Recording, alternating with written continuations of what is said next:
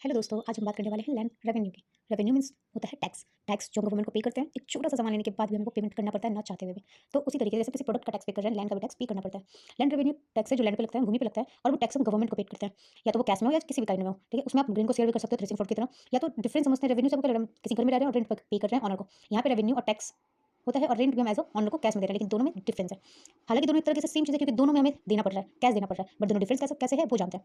Revenue और rent दोनों theory है, बट सेम थिंग है, लेकिन दोनों में पे तो करना पड़ता है ऑक्यूपेशंस ऑफ लैंड की वजह से, क्योंकि उनके लैंड को हम यूज़ कर रहे हैं। लेकिन रेवेन्यू जो होता है वो टैक्स होता है जो हम इम्पोज़ करते हैं स्टेट के द्वारा, स्टेट को देना पड़ता है। उसमें फिक्स होता है कि आपको इतना अमाउंट देना है। लेकिन रेंट रेंट जो है कॉन्ट्रैक्ट का मैटर होता है। यहाँ पे भूमिदार को टैक्स देना पड़ता है स्टेट गवर्नमेंट को। वहीं पे असामी जो होते हैं वो रेंट पे करते हैं गाँव सभा को, या तो लैंड होल्डर को।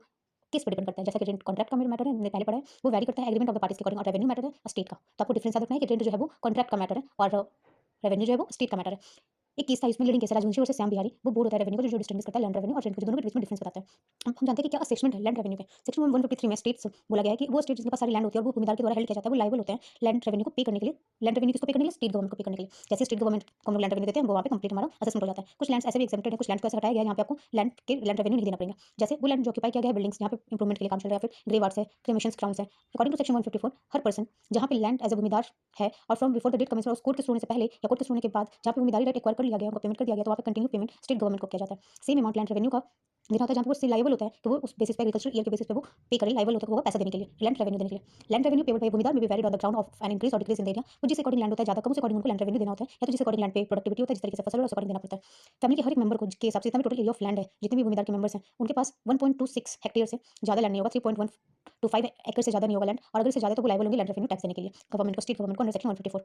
स्टेट गवर्नमेंट एग्रीकल्चर कैलेमिटी अगर होता है, कुछ ऐसा फसल बर्बाद हो गया या फिर कुछ भी ऐसा क्लाइमेट इफेक्ट हो जाता है, तो गांव के जो लोग होते हैं उनके क्रॉप्स डैमेज हो जाते हैं, वो क्रॉप डैमेज स्टेट गवर्नमेंट का उन्हें कुछ ना कुछ राहत देती है, छूट देती है, सस्पेंड कर देती है, उनके टैक्सेस को हटा देती है क्लेमिटी की वजह से। जैसे सस्पेंड होता है तो कुछ पीरियड के लिए जाती है, सस्पेंशन कंटिन्यू किया जाता है तो उनको लैंड पे ना करना पड़े, और उनके रेंट को भी रिकवर कर दिया जाता है। कोई भी यहाँ पे सूटी एप्लीकेशन नहीं होता है कि उन्हें रिकवर करना पड़ेगा, ये जरूरी है। कलेक्टर यहाँ पे इंक्वायरी करता है उस हिसाब से कि कहाँ पे कौन सा लैंड जो है उन्हें पेमेंट करना पड़ेगा टैक्स या नहीं करना पड़ेगा, उसका काम कलेक्टर का होता है। जहाँ पे अमाउंट पेबल होता है कि लैंड रेवेन्यू देना पड़ेगा इंस्टॉलमेंट के फॉर्म में या फ्रैक्शन ऑफ रुपीज के फॉर्म में उन्हें पे करना होता है, राउंड ऑफ नियरेस्ट रुपीज के।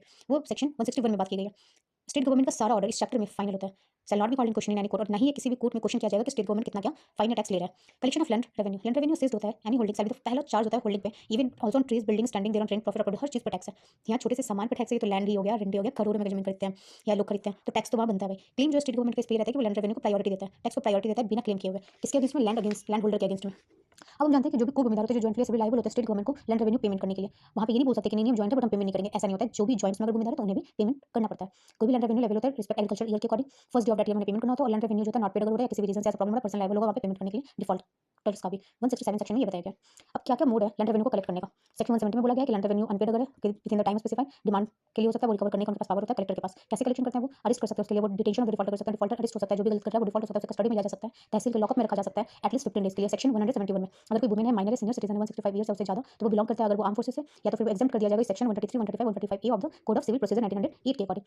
लेकिन जो भी इस प्रोविजन में आते हैं 133 135 135 एसीपीसी में, उनको अरेस्ट नहीं किया जाएगा अगर वो वुमेन है, माइनर है, आर्म फोर्सेस है या फिर सीनियर सिटीजन है। अगर कोई डिफॉल्टर पे नहीं करता उनको, तो उन पे रिस्पांसिबिलिटी होगी कि वो जल्दी से अपना पेमेंट करे, या तो फिर वो अगर एक बार अरेस्ट हो गया तो उन्हें विथड्रॉ करे।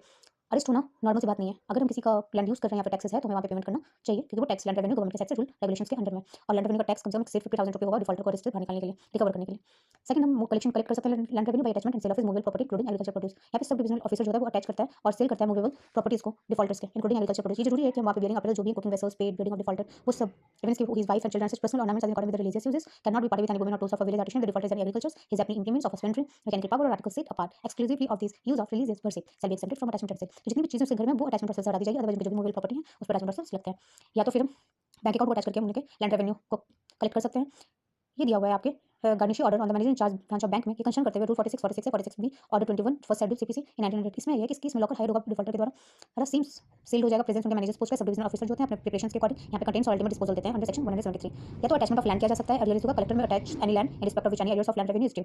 लीज के द्वारा कलेक्ट कर सकते हैं हम लोग रेवेन्यू को, सेल करके लैंड को रेवेन्यू ले सकते हैं लैंड का, या तो कलेक्टर ले सकते हैं, कलेक्शन हो सकता है लैंड रेवेन्यू का, या तो फिर अटैचमेंट करिए या तो सेल करिए अपनी इमूवेबल प्रॉपर्टी को, डिफॉल्टर को सेल करना पड़ेगा, या तो फिर आप रिसीवर अपॉइंट करें, किसी भी प्रॉपर्टी के रिसीवर्स को अपॉइंट करें, मूवेबल इमूवेबल डिफॉल्टर को अपॉइंट करें।